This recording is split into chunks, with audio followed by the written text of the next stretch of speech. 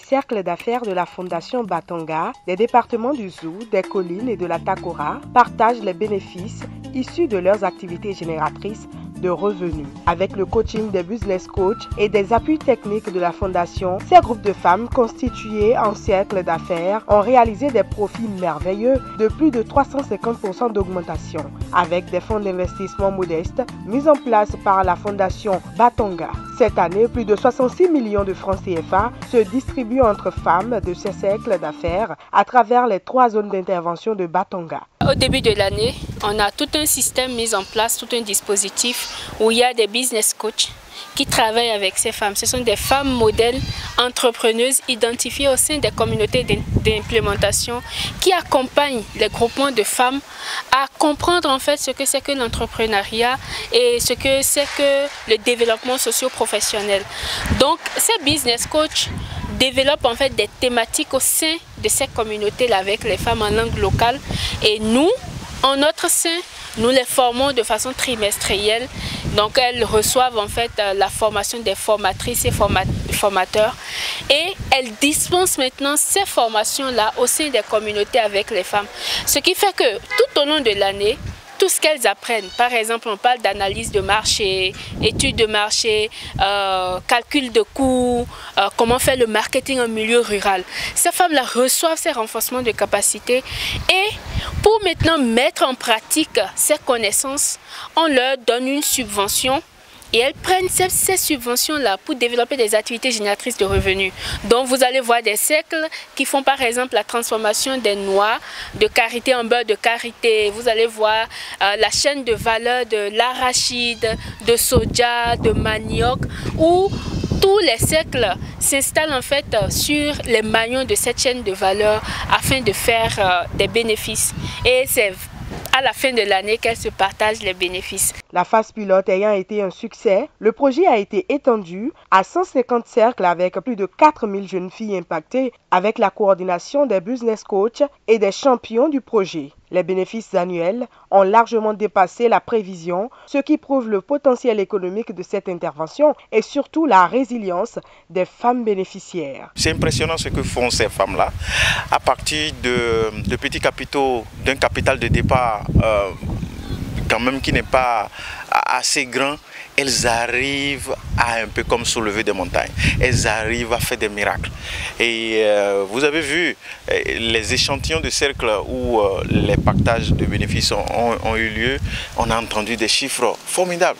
Un groupement d'environ 20-25 femmes qui travaillent de janvier à novembre et qui arrivent à faire des bénéfices de 2 900 000, de 3 millions à partir d'un capital modeste. C'est incroyable. On était vraiment et agréablement surpris et surprises et ça c'est chaque année. La première année, je dirais que c'était 67% d'augmentation sur le capital investi.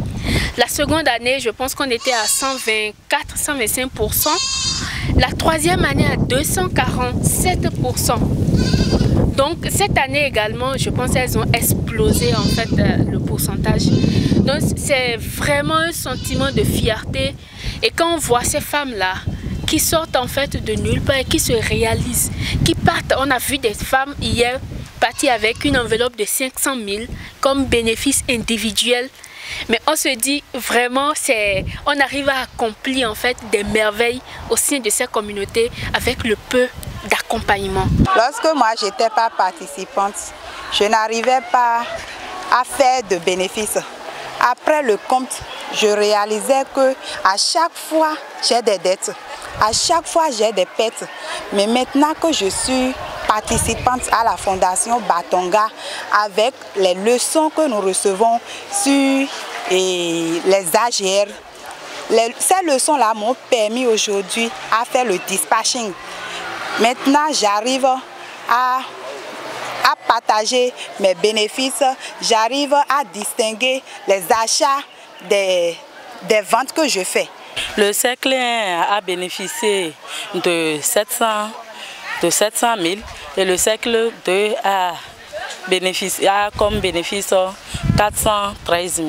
Avec Batanga, on remercie beaucoup parce qu'on ne savait pas qu'on allait avoir une telle somme. Mais On remercie beaucoup Batonga du fait qu'ils nous ont donné les capitales et on a aussi gagné quelque chose et beaucoup de femmes sont contentes parce qu'elles vont démarrer leur commerce et aussi d'autres vont trouver pour fêter avec. On dit merci à Batonga. Je prie d'abord le Créateur à donner une longue vie à Batonga pour que des générations après nous puissent en bénéficier pendant longtemps. Maintenant, au niveau du témoignage, c'est énorme. D'abord, nos femmes sont économiquement indépendantes et aussi elles nous aident, puisque je suis d'abord, après tout, père de famille. Et à travers leurs prestations et quelques mouvements économiques, on est satisfait. Donc si je dois donner en termes de témoignage, c'est si géant que je ne pourrais que rassembler de cette façon. Au-delà de la facilitation de partage des bénéfices auprès des cercles d'affaires de la Fondation, cette mission vise par ailleurs à présenter à une délégation interministérielle les impacts induits par les interventions de la Fondation Batonga afin de solliciter auprès du gouvernement le renouvellement de l'accord de siège de la Fondation. Avant le renouvellement, il faut dire qu'on avait déjà cet accord de siège pour la première fois en 2018. Et cet accord de siège dure habituellement 5 ans. Et après plusieurs étapes, nous en sommes donc à l'étape de visite de terrain, de visite des programmes de Batonga pour apprécier ce que nous faisons, être sûr de l'impact créé avant de pouvoir s'engager dans une dynamique de renouvellement. La délégation interministérielle, composée des cadres techniques des ministères concernés, a été émerveillée par les réalisations de la Fondation Batonga, des actions concrètes qui renforcent l'autonomisation des femmes, constatent les émissaires des ministères impliqués. Batonga, on voit et on le remarque sur le terrain, touche un secteur sensible pour le gouvernement, pour le programme d'action du gouvernement. Donc on ne peut qu'encourager et espérer que cela s'étende dans tous les départements du pays et que cela continue.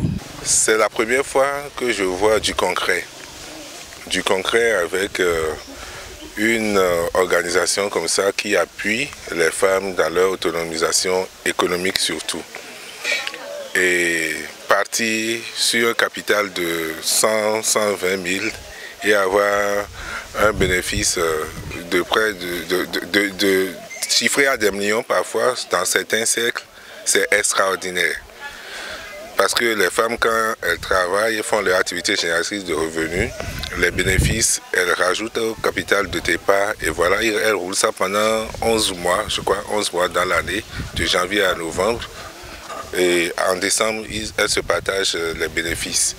Ça les rend effectivement autonomes. Face au succès de l'appui de la Fondation Batonga à ces communautés, il est important de renforcer la cohésion des cercles, soutenir le développement durable des cercles en réinvestissant une partie des bénéfices dans des activités génératrices de revenus et assurer la pérennisation des activités par une répartition équitable des ressources ainsi que l'extension de ce merveilleux modèle partout dans le pays.